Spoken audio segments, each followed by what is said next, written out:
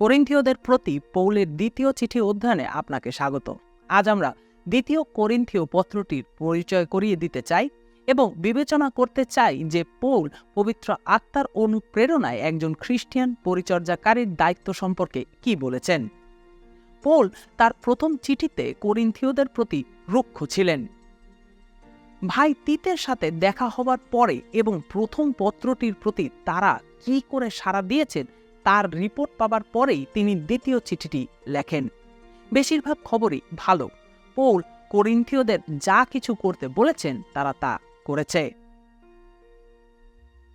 তিত এও রিপোর্ট করেছেন যে করিন্থের কেউ কেউ পৌলের কর্তৃত্বকে প্রত্যাখ্যান করেছেন, তাকে এবং তার প্রথম চিঠিকে উপহাস করেছে। তারা তার প্রেরিত হওয়ার অধিকারকে চ্যালেঞ্জ করে।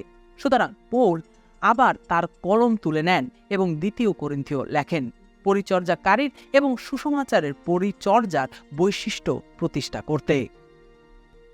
এখন দ্বিতীয় করিন্থিয়ে পৌল প্রথম যে বিষয়ে কথা বলেছেন তা হলো সেই পরিচর্যাকারীর প্রশিক্ষণ যিনি খ্রিস্টের জন্য কষ্ট পাচ্ছে। পৌলের মতো নিপীড়িত হল পরিচর্যার প্রশিক্ষণ।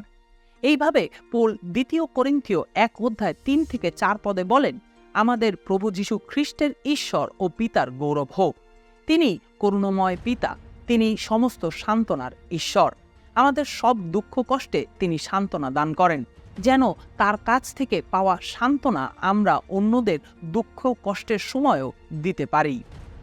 এখানে পৌল দুঃখ কষ্ট এবং সান্ত্বনার মধ্যে একটি সংযোগ স্থাপন করেছেন এবং ঈশ্বরের জন্য দুঃখ কষ্টের ফলে বিশ্বাসে শক্তিশালী হওয়ার এই ধারণাটি প্রকাশ করেছেন। করিন্থের পরিচর্যাকারীদের দেখানোর জন্য যে তিনি ব্যক্তিগতভাবে জানেন যে তারা কিসের মধ্য দিয়ে যাচ্ছে এবং তিনি যেন তাদের দুঃখ কষ্টের সাথে সম্পর্কযুক্ত হতে পারেন। পৌল এশিয়াতে তার অভিজ্ঞতার দুঃখ কষ্টের কথা শেয়ার করেছেন, যেখানে তাকে পাথর ছুঁড়ে মারা হয়েছিল। তিনি দ্বিতীয় করিন্থীয় 1:8-10 পদে বলেছেন, এশিয়া প্রদেশে আমরা যে কষ্টে পড়েছিলাম আমরা চাই তা যেন তোমরা জানতে পারো। সেখানে সহ্যের অতিরিক্ত এমন চাপ আমাদের উপরে পড়েছিল যে বাঁচবার আশা আমরা ছেড়েই দিয়েছিলাম। আমরা ভেবেছিলাম যে এবার আমরা নিশ্চয়ই মারা যাব, কিন্তু এই অবস্থা আমাদের এই জন্য হয়েছিল যেন আমরা নিজেদের উপর নির্ভর না করে ঈশ্বর, যিনি মৃতদের জীবিত করে তোলেন, তার উপরে নির্ভর করি। এক ভীষণ মৃত্যুর হাত থেকে তিনি আমাদের রক্ষা করেছিলেন এবং এখনও করছেন। আমরা তার উপরে এই আশা রাখি যে তিনি সবসময় আমাদের রক্ষা করতে থাকবেন। পৌল বলেছেন যে এমন সময়ও আছে যখন আমরা এমনভাবে কষ্ট পাই যে একমাত্র যিনি আমাদের দুঃখের মাঝে আমাদের হৃদয়কে সহজ করতে এবং আত্মাকে শক্তিশালী করতে পারেন তিনি হলেন স্বয়ং ঈশ্বর। প্রেরিত পৌলের মতে ঈশ্বর কখনো কখনো আমাদের এমন পরিস্থিতিতে প্রবেশ করার অনুমতি দেবেন যা আমাদেরকে তার দিকে চালিত করবে, আমরা যেন তাকে সান্ত্বনাদাতা হিসেবে আবিষ্কার করতে পারি। পরিচর্যাকারী যারা এইভাবে প্রশিক্ষিত হয়েছে তারা খ্রিস্টের জন্য পরীক্ষিত এবং প্রমাণিত। আপনি কি অনুভব করছেন যে ঠিক এমনই কোনো অভিজ্ঞতার মধ্যে আপনি ঈশ্বরকে আবিষ্কার করেছিলেন? আপনি কি আবিষ্কার করেছেন কিভাবে ঈশ্বর নিজেই সেই পরিস্থিতিতে আপনার আত্মাকে উৎসাহিত করেছিলেন? ঈশ্বর আপনার কাছে নিজেকে প্রমাণ করতে চান। দ্বিতীয় করিন্থীয়ের শুরুতে পৌল আমাদের বলেছেন যে সান্ত্বনার পরিচর্যাকারী হলেন একজন ভগ্ন হৃদয় ব্যক্তি অন্য একজন ভগ্ন হৃদয় ব্যক্তিকে বলছেন যে তিনি ঈশ্বরের মধ্যে সান্ত্বনার চূড়ান্ত উৎস খুঁজে পেতে পারেন। এটি প্রথম বিষয়ের দিকে নিয়ে যায় যা আমরা দুঃখ কষ্ট সম্পর্কে জানতে পারি। ঈশ্বর তার লোকদের দুঃখ ভোগ করার অনুমতি দেন যাতে তারা যখন কষ্ট পায় তারা ঈশ্বরের জন্য তাদের প্রয়োজনীয়তা স্বীকার করে। ঈশ্বরের মধ্যে আমরা আমাদের আত্মার গভীরতম প্রয়োজন পূরণ করি এবং আমাদের পরিস্থিতি যাই হোক না কেন আমাদের হৃদয় সান্ত্বনা পায়। এটি সমস্ত বিশ্বাসকে নিপীড়িতদের জন্য উপকারী পরিচর্যাকারী হতে সাহায্য করে। আমাদের এই সংযোগ মিস করা উচিত নয়। ঈশ্বর প্রায়ই আমাদের দুঃখ কষ্ট অনুভব করার অনুমতি দেন, যাতে ঈশ্বর আমাদের সান্ত্বনা দেওয়ার পরে আমরা দুঃখ কষ্টের পরিচারক হিসাবে সজ্জিত হই। আমাদের জীবন অন্যদের জীবনকে উৎসাহিত করবে যারা একই ধরনের আঘাত পেয়েছেন। যখন তা ঘটে তখন কি আমাদেরকে সান্ত্বনার পরিচর্যাকারী হওয়ার যোগ্যতা দিয়েছে? এর কারণ কি যে আমরা স্কলার তাই? এর কারণ কি আমাদের মণ্ডলীর পদমর্যাদা? নাকি এটা সত্যি যে আমরা আঘাত পেয়েছি? যখন আমরা কষ্ট পাই তখন আমরা ঈশ্বরের দিকে চালিত হই এবং সেই সান্ত্বনা অনুভব করি যা কেবলমাত্র ঈশ্বরের মধ্যেই পাওয়া যায়। আমরা অন্যদেরকে ঈশ্বর যিনি সান্ত্বনা দেন তার পথে নিয়ে যেতে সজ্জিত হই, কারণ আমরা সেই রাস্তা জানি। একটি সূক্ষ্ম উপায়ে পৌল এই লোকদের বলেছেন যারা তার প্রেরিত কর্তৃত্ব নিয়ে প্রশ্ন তোলেন, আমি একজন পরীক্ষিত এবং প্রমাণিত পরিচর্যাকারী, কষ্টের মাধ্যমে বৈধ। আমি সেই কষ্টের মধ্যে ঈশ্বরের চরিত্রের সততা পেয়েছি। ঈশ্বর আমাদের সান্ত্বনাদাতা। তারপর পৌল লিস্রায় তার কষ্টের কথা বর্ণনা করেন, যেখানে তিনি সুসমাচারের জন্য প্রায় মারা গিয়েছিলেন। পৌল শুধুমাত্র ঈশ্বর সম্পর্কে একটি মহান সত্য শেখেন না, কিন্তু তিনি নিজের সম্পর্কে একটি মহান সত্য শিখেছেন। এমন একটি সত্য যা প্রতিটি পরিচর্যাকারীকে আবিষ্কার করতে হবে, তা হলো তিনি পারেন না, কিন্তু ঈশ্বর পারেন। পৌল সবসময়ই মৃত্যুর দ্বার প্রান্তে আছেন বলে মনে হয়। শুধুমাত্র ঈশ্বরের অলৌকিক হস্তক্ষেপ দ্বারা এই পৃথিবীতে জীবিত আছেন। ঈশ্বর পৌলকে ধৈর্যের বাইরেও কষ্ট পেতে দেন, যাতে তিনি নিজের উপরে বিশ্বাস না রাখেন, কিন্তু ঈশ্বরে বিশ্বাস করেন, যিনি এমনকি মৃতদেরও পুনরুত্থিত করতে পারেন। কেউ কেউ বিশ্বাস করেন যে লিস্রায় পৌল আক্ষরিক অর্থে মৃত্যুর মধ্য থেকে জীবিত হয়েছেন। সেই অভিজ্ঞতার ফলস্বরূপ পৌলের দৃঢ় বিশ্বাস রয়েছে যে ঈশ্বর তাকে উদ্ধার করেছেন এবং ঈশ্বরই তাকে অব্যাহত রাখবেন। পৌল এই করিন্থীয়দের বলেছেন, মূলত এখানেই আমি একজন প্রেরিত হওয়ার জন্য প্রমাণপত্র পেয়েছি এবং অন্যান্য প্রেরিতদের মতোই তার সমস্ত মহিমায় পুনরুত্থিত খ্রিস্টের সাথে আমার সাক্ষাৎ হয়েছে। অধ্যায় 2। পৌল খ্রিস্টিয়ান পরিচর্যাকারীর কাজ সম্পর্কে আমাদের একটি সুন্দর অনুচ্ছেদ দিয়েছেন। একজন পরিচর্যাকারীর কাজ কি, তার আহ্বান এবং মিশন জানতে 2 অধ্যায় 14 থেকে 16 পদে পৌল বলেছেন, ঈশ্বরকে ধন্যবাদ যে আমরা খ্রিস্টের সঙ্গে যুক্ত হয়েছি বলে ঈশ্বর তার জয় যাত্রায় সবসময় আমাদের চালিয়ে নিয়ে যাচ্ছেন। খ্রিস্টকে জানা একটি সুগন্ধের মতো। ঈশ্বর তার জয় যাত্রায় সেই সুগন্ধ আমাদের মধ্য দিয়ে সব জায়গায় ছড়িয়ে দেন। যারা উদ্ধার পাচ্ছে এবং যারা ধ্বংস হয়ে যাচ্ছে তাদের কাছে ঈশ্বরের পক্ষে আমরা সত্যই খ্রিস্টের সুগন্ধ। কিন্তু যারা ধ্বংস হচ্ছে তাদের কাছে আমাদের সুগন্ধ হলো মৃত্যুর গন্ধ, যার ফল হলো অনন্ত মৃত্যু। আর যারা উদ্ধার পাচ্ছে তাদের কাছে আমাদের জীবন সুগন্ধ, যার ফল হলো অনন্ত জীবন। এই কাজের যোগ্য কে? কিছু লোক আপনার জীবন থেকে খ্রিস্টের এই সুগন্ধের গন্ধ পায়, কারণ দুঃখ কষ্ট আপনাকে চেপে ধরে এবং তারা খ্রিস্ট এবং পরিত্রাণের প্রতি আকৃষ্ট হয়। আপনি তাদের কাছে জীবনের সুবাস হয়েছেন, যা জীবনের দিকে নিয়ে যায়। তারা গন্ধ নিয়ে বলে, আমি এটি পছন্দ করি। তারা তাদের নাক অনুসরণ করে এবং সেই ঘ্রাণ তাদের যিশুর দিকে নিয়ে যায়, এবং যারা তাকে ভালোবাসে তাদের কাছে তিনি সমস্ত জীবন নিয়ে আসেন। যাই হোক, অন্যরা আপনার চূর্ণ জীবনে খ্রিস্টের সুগন্ধ এবং খ্রিস্টের সুবাস যা অন্যদেরকে উৎসাহিত করে তা প্রত্যাখ্যান করে। তাদের ভিতরের কলুষতা খ্রিস্টকে মৃত্যুর গন্ধের মতো ঘৃণা করে তোলে।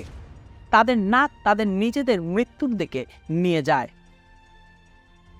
অন্য কথায় পৌল বলেছেন যে আপনি যখন খ্রিস্টের একজন পরিচারক হিসেবে পৃথিবীতে খ্রিস্টের এই সুগন্ধটি নিঃসৃত করছেন, আপনি কিছু লোককে অনন্ত মৃত্যুর জন্য সিলমোহর করছেন এবং আপনি অন্যদের অনন্ত জীবনের দিকে নিয়ে যাচ্ছেন। এটি কি আশ্চর্যের বিষয় যে পৌল এই উদ্ঘাটনটির বিষয় প্রশ্ন করে শেষ করবেন, কে এই জিনিসগুলোর জন্য উপযুক্ত? অধিক জ্ঞানের সাথে অধিক দায়িত্ব আসে। যারা ঈশ্বরের বাক্য প্রচার করে তারা বৃহত্তর জ্ঞান নিয়ে আসে, কিছু লোককে জীবনের দিকে পরিচালিত করে এবং অন্যদেরকে অজ্ঞতা থেকে বের করে আনে সংঘর্ষের মাধ্যমে। এটা এমন এক বোঝা যা বহন করার যোগ্য কোনো মানুষই নন।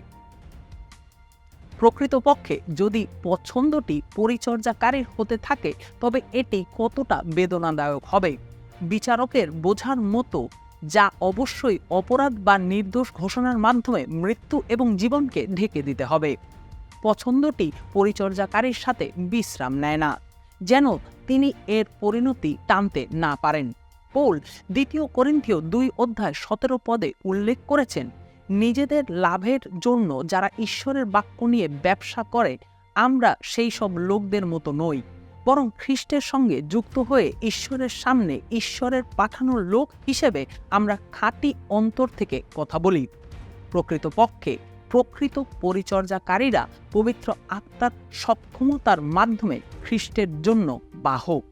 পৌল 2 করিন্থীয় 3:4-6 বলেছেন, খ্রিস্টের মধ্য দিয়ে ঈশ্বরের উপরে এই রকমের নিশ্চিত বিশ্বাসই আমাদের হয়েছে, কিন্তু তার মানে এই নয় যে আমাদের নিজেদের কোনো কিছু করবার শক্তি আছে বলে আমরা দাবি করতে পারি, বরং আমাদের সেই যোগ্যতা ঈশ্বরের কাছ থেকেই আসে। একটা নতুন ব্যবস্থার কথা জানবার জন্য তিনি আমাদের যোগ্য করে তুলেছেন। এই ব্যবস্থা অক্ষরে অক্ষরে আইন কানুন পালনের ব্যাপার নয়, কিন্তু পবিত্র আত্মার পরিচালনায় অন্তরের বাধ্যতার ব্যাপার। কারণ আইন কানুন মৃত্যু আনে, কিন্তু পবিত্র আত্মা জীবন দান করেন। এখন অধ্যায় 5-এ তিনি অযৌক্তিক অভিযোগের বিরুদ্ধে নিজেকে রক্ষা করার সময় পৌল আমাদের পরিচর্যাকারীর কাজের আরেকটি সুন্দর বর্ণনা দিয়েছেন। সারমর্মে পৌল বলেছেন, যদি আমি আপনাকে নিজের পাশে বলে মনে করি তাহলে এই বিষয়টি বিবেচনা করুন। আমার কিছু নীতি আছে। পৃথিবীর মানুষেরা হারিয়ে গেছে, যীশু খ্রিস্ট তাদের বাঁচাতে মারা গেছেন। এই বিশ্বের সমস্ত লোককে এই সুসংবাদ শোনাতে হবে যে খ্রিস্ট তাদের বাঁচাতে মারা গিয়েছিলেন। অতএব আমি এই সুসমাচার প্রচার করতে উৎসাহিত। আমি ভিন্নভাবে বাস করি কারণ আমি এই আধ্যাত্মিক নীতি বিশ্বাস করি। এই প্রসঙ্গে পৌল আমাদেরকে 5:17-21 বলেন যে তিনি পুনর্মিলনের একটি পরিচর্যার প্রতিশ্রুতিবদ্ধ। এটি খ্রিস্টের সমস্ত সত্য পরিচর্যাকারীর ক্ষেত্রে সত্য। যদি কেউ খ্রিস্টের সঙ্গে যুক্ত হয়ে থাকে তবে সে নতুনভাবে সৃষ্ট হলো। তার পুরানো সব কিছু মুছে গিয়ে সব নতুন হয়ে উঠেছে। এই সব ঈশ্বর থেকেই হয়। তিনি খ্রিস্টের মধ্য দিয়ে তার নিজের সঙ্গে আমাদের মিলিত করেছেন, আর তার সঙ্গে অন্যদের মিলন করিয়ে দেওয়ার দায়িত্ব আমাদের উপরে দিয়েছেন। এর অর্থ হলো ঈশ্বর মানুষের পাপ না ধরে খ্রিস্টের মধ্য দিয়ে নিজের সঙ্গে মানুষকে মিলিত করেছিলেন, আর সেই মিলনের খবর জানাবার ভার তিনি আমাদের উপরে দিয়েছেন। সেই জন্যই আমরা খ্রিস্টের দূত হিসেবে তার হয়ে কথা বলছি। আসলে ঈশ্বর যেন নিজেই আমাদের মধ্য দিয়ে লোকদের কাছে অনুরোধ করছেন। তাই খ্রিস্টের হয়ে আমরা এই মিনতি করছি, তোমরা ঈশ্বরের সঙ্গে মিলিত হও। যীশু খ্রিস্টের মধ্যে কোনো পাপ ছিল না, কিন্তু ঈশ্বর আমাদের পাপ তার উপরে তুলে দিয়ে তাকেই পাপের জায়গায় দাঁড় করালেন, যেন খ্রিস্টের সঙ্গে যুক্ত থাকবার দরুন ঈশ্বরের পবিত্রতা আমাদের পবিত্রতা হয়। পৌল যা বলেছেন, যেমন আমরা আগে দেখেছি, তা হলো শুরুতে ঈশ্বর এবং মানুষ একসঙ্গে ছিলেন। তারা একসাথে, কিন্তু ঈশ্বর মানুষকে পছন্দের প্রাণী হিসেবে সৃষ্টি করেছেন। মানুষ ঈশ্বরের কাছ থেকে দূরে সরে যাওয়া বেছে নিয়েছে এবং চালিয়ে যাচ্ছে। যেহেতু ঈশ্বর পবিত্র এবং ন্যায়পরায়ণ, এই বিদ্রোহী মানুষ এবং ঈশ্বরের মধ্যে একটি বিভেদ সৃষ্টি হয়েছে। যীশু যখন ক্রুশে মারা গিয়েছিলেন তখন তিনি নিজেকে একমাত্র নির্দোষ ব্যক্তিকে চূড়ান্ত পাপের বলি হিসেবে উৎসর্গ করার মাধ্যমে বিচ্ছেদের নিরাময়ের পথ তৈরি করেছিলেন। মানুষ যিশুতে ঈশ্বরের সাথে মিলিত হয়। পরিত্রাণে তাকে আবদ্ধ করা। যা অবশিষ্ট থাকে তা হল পুরুষ ও মহিলাদের জন্য অনুতপ্ত হওয়া, ঈশ্বরের কাছে ফিরে যাওয়া এবং খ্রিস্টের শিষ্য হওয়ার মাধ্যমে সেই মুক্তিতে প্রবেশ করা। এটি আমাদের পুনর্মিলনের পরিচর্যা। আমরা বিশ্বাসে বলি, তুমি কি জানো না যে খ্রিস্ট ঈশ্বরের কাছে ফিরে যাওয়ার পথ তৈরি করেছেন? খ্রিস্টে ঈশ্বর মানুষের সাথে মিলিত হন। খ্রিস্টের মাধ্যমে আপনি আপনার সৃষ্টিকর্তার সাথে মিলিত হতে পারেন। এই অসাধারণ অনুচ্ছেদে যেখানে পৌল আমাদের পরিচর্যার কাজ সম্পর্কে বলেছেন, এটি আমাদের কাজ, প্রত্যেক খ্রিস্টিয়ানের কাজ, মিলনের পরিচর্যাকারী হওয়া। আমরা এমন লোকদের কাছে যেতে চাই যারা হারিয়ে গেছে এবং ঈশ্বর থেকে অনেক দূরে, এবং তাদের বলতে হবে যে একজন সবার জন্য মারা গেছে। তোমার জন্য একজন মারা গেছে। যখন সেই একজন আপনার জন্য মারা গেল, তখন ঈশ্বরের সাথে আপনার মিলিত হওয়া সম্ভব করলেন। এখন ঘুরে দাঁড়াও, মন পরিবর্তন করো এবং ঈশ্বরের সাথে মিলিত হও। শেষ করব, কিন্তু মনে রাখবেন, পুনর্মিলনের এই পরিচর্যাটি আপনি একজন পেশাদার পরিচর্যাকারী হন বা না, আজই পরিত্রাণের উপহার গ্রহণ করুন। আপনি যখন যন্ত্রণা ভোগ করেছেন, আপনি সেই বার্তাটি যারা কষ্ট পাচ্ছে তাদের কাছে বহন করার জন্য আরও যোগ্য হয়ে উঠবেন। ঈশ্বরের কাছে যাচনা করুন যেন তিনি আপনাকে আপনার দুঃখ কষ্ট এইভাবে দেখতে সাহায্য করেন এবং জগতের প্রয়োজনেই খ্রিস্টকে ঘোষণা করার সাহস দেন।